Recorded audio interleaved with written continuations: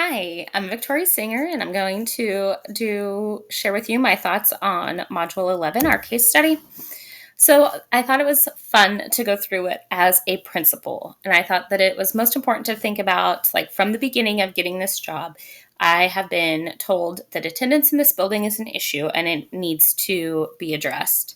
Um, Currently, we only have about 68% of our students, 659 of the 965, who have missed 10 or more days first semester. Historically, it's been up to 85% of student population that has missed 10 or more days. And so it's not as bad, but once again, we are only in first semester. It seems like kind of every party involved is very complacent with the attendance being excused and kids being gone. Personally, as a teacher, like I can't even imagine trying to teach a class and having constant absences. I think that it would just slow instruction down and would just be incredibly frustrating. It's not happening in one class. It's not like everybody's skipping one subject. It is school wide and it is all day. And everybody can justify their reasons for being gone. Everybody has a reason they're gone. Everybody thinks it is okay and it is acceptable. There are 5 cases that were evaluated in depth, and the circumstances were all very different. There wasn't an overlying theme of one thing causing all of the absences, which is why I think it may be more of a culture issue, and we should probably look a little more in depth overall. So, legal and ethical issues.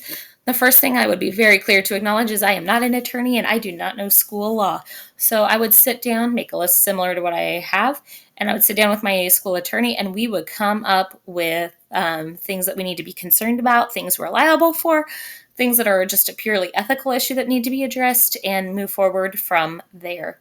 The first thing that stood out to me is, why is the minister being allowed to excuse a student's absence? And are the parents even aware of it? Is this individual gone from school?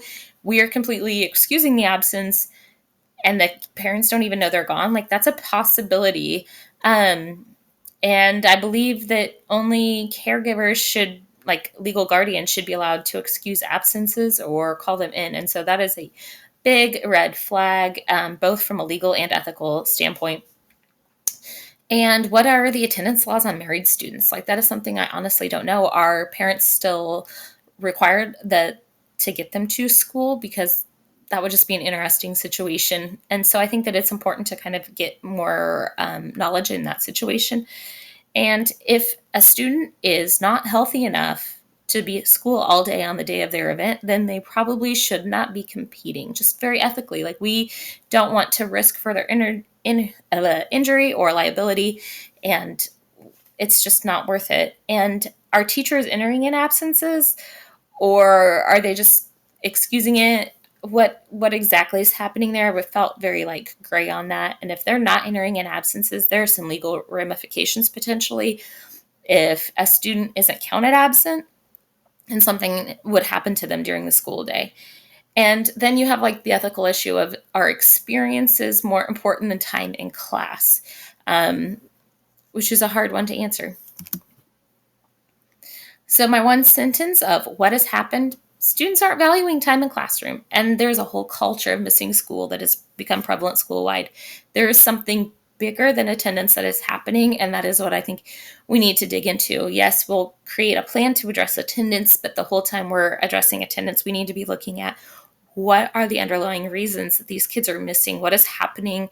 What needs are there that are not being met, that are leading to the poor attendance? So we have a bunch of facts, and I have so many questions still, and they are highlighted in gray, mostly in the people section. The one about teachers asking absent, are they marking them absent? Are they completing missing work? If they're completing missing work, like, that's something to take into consideration. Why are we allowing clergy to excuse individuals? Why isn't the counselor following up? Parents are asking them to follow up with the student and the counselor isn't. What did the truancy officer do after talking to Carl's parents? Like, was he like, oh, cool, you don't value education, and walk away? Like, what happened beyond there? What was the next step? And I would love to know how the teachers feel about the AD excusing a student from class. It's one thing to have a kid gone because they're in physical therapy, but just because the AD wants them ready for the game, like, I can't see that flying well. And my husband was an AD at a school, and I just couldn't imagine him ever excusing a kid for an afternoon just to get them ready for a game. That would, or any of his AD peers. That just doesn't seem like anything I would have heard be acceptable. And the places were all a little more straightforward. Suburban, parents work, they aren't necessarily there in the evenings. It's a newly diverse population. The population of the school is changing. Although most of the students are still from middle income families, there are more on both ends of the extremes, more from the lower income and more from higher income. And then the program, it's a high school. There's low staff turnover. It's very extracurricular centered. I'm new leadership, and we haven't known a problem with attendance. The low staff turnover I thought was interesting because at first you think it's a really great thing, but then you're like, is it? We need to gather more information. There's stuff we need to know. We need to have a data-informed and equitable plan that is good for all of our students, the ones who are going to be college-bound, the ones who are single mothers, the ones who are married, the ones who are going to enter the workforce. We need to have a plan that meets the needs of all of our students. And then once again, just kind of questions of things we need to know. We need to know, how often am I reviewing the attendance and the absences? I feel like if I had the superintendent tell me this is an issue, I would be on this information on a very regular basis. It also needs to be split up more. We need to disaggregate this data. We need to have it by gender, by race, by grade, by semester GPA. Is there a correlation between absence and graduation? Do we have great attendance for freshmen and juniors, but terrible attendance for sophomores and seniors? I think that there could be some themes there that we need to follow up on. We need to review and prioritize. We know the facts. Now we need to figure out what to do with them. So do people even know? Do caregivers know there are legal implications if your kid doesn't go to school? Do the office, the support staff, the teachers, parents, students, do they know the policy on attendance? Have I spent time talking to the truancy officers and the counselors and social workers about what they've done in their documentation process? Maybe they're meeting with them, but they're not documenting well. Where are the gaps happening there? And will having uncomfortable conversations lead to staff turnover? Will making a change, will that lead to a negative thing? And do I know enough to make a plan? So then I look at the options and the consequences. So I always start with the first option, which is do nothing. What happens if we leave everything status quo? Everything's pretty much the same. We continue to have absenteeism. We have potentially negative impacts on graduation and ACTs. Then I always like to go to the extreme. Okay, what if I go zero tolerance? I crack down and I don't. Not only do we follow district policy, I don't approve any absences, extended absences, and I give detention if there are extended absences, extended and excused absences. Or there could be a middle of the road. I follow the policy, only the principal I can make schedule changes or approve extended absences. And I'm going to require all works done before they're gone. And then I'm going to have some guidelines, like extracurricular and activities are tied to grades and attendance. And then I'm going to have an open study time to allow for extra work. So when you evaluate them, I want to know what ones are going to lead to improvement. So option one, I don't think that this is going to be my great option. It's not going to have an improvement. I could see a drop. I could lose quality teachers who are tired of teaching to half a class or having to reteach constantly. And I could lose my job. I could make the wrong person mad. Option two, I can alienate staff and families with lower participation rate. It could have a negative impact on sports, which is going to just be bad for everybody. It's going to have anger. I'm going to make parents, coaches, students, everybody mad. I could lose teachers who don't like the way I handle it. And I could lose my job. And option three, it's going to have a bigger workload for me. I'm going to alienate people.